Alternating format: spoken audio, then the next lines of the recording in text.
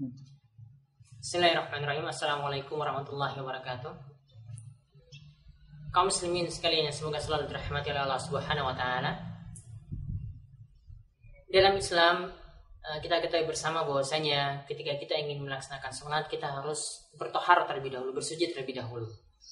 Ya, bersuci itu bisa kita tempuh dengan jalan, ya, dengan berwudu.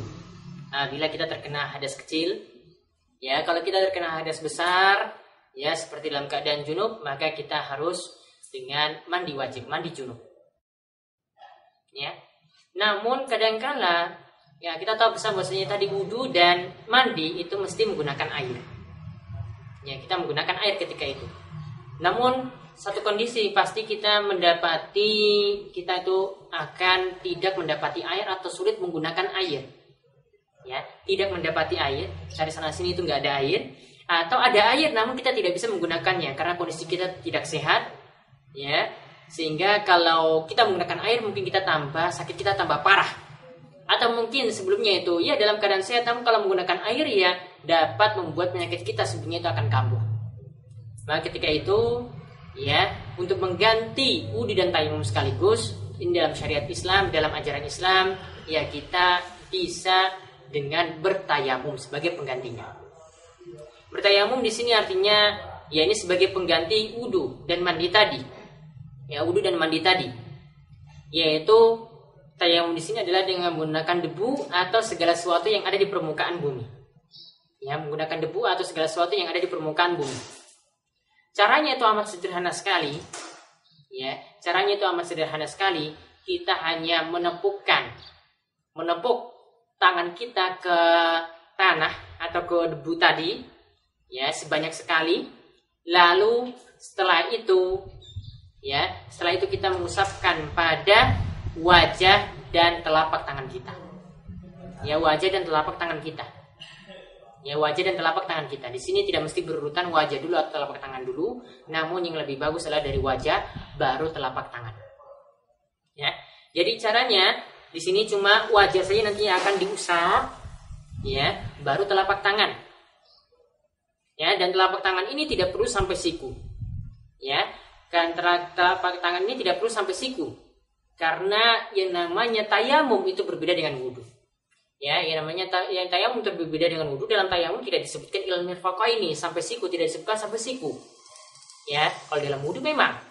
Namun tidak bisa kita kiaskan antara tayamum dan wudu. Antara tayamum dan wudu. Nah, caranya mudah. Tadi misalnya di sini adalah debu. Ya, kita dapati debu di sini.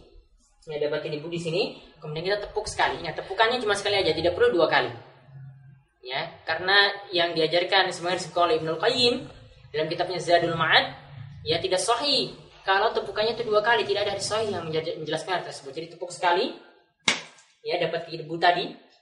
Ya, setelah itu ya kita usapkan ya tadi pada wajah kita sekali, cukup sekali saja.